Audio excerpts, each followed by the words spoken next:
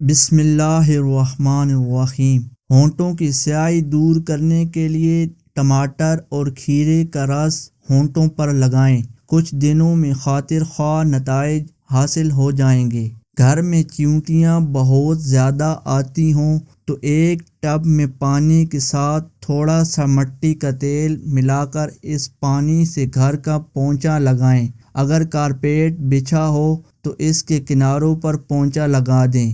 2 سے 3 بار یہ عمل کرنے سے چیونٹیاں دوبارہ نہیں آئیں گی۔ کنگھیوں کی صفائی کے لیے گرم پانی میں تھوڑا سا واشنگ پاؤڈر اور صابن ڈال دیں اور 20 منٹ کے لیے کنگھے اس میں بھگو دیں۔ پھر برش سے اچھی طرح صاف کر لیں اور گرم پانی سے دھو لیں۔ کنگھے نئے جیسے ہو جائیں گے۔ اگر گوشت پکاتے یا بھونتے وقت جل جائے تو اس میں آدھی پیالی دودھ ڈال دینے سے جلے گوشت کی بو نہیں آتی۔ کھانا پکاتے وقت اکثر خواتین کا ہاتھ جل جاتا ہے۔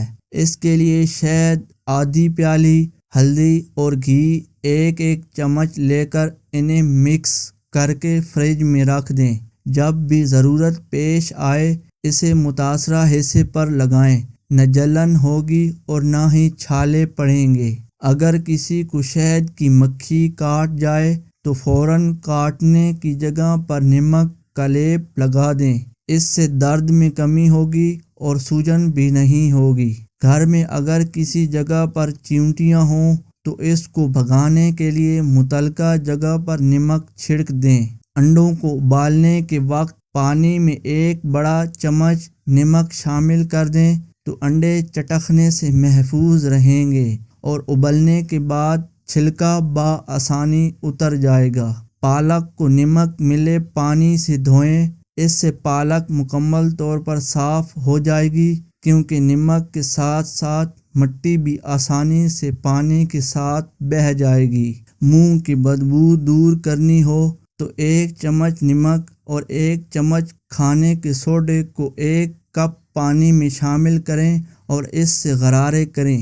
استری کی سطح کو صاف کرنے کے لیے استری کو گرم کریں اور ایک کاغذ پر نمک چھڑک لیں۔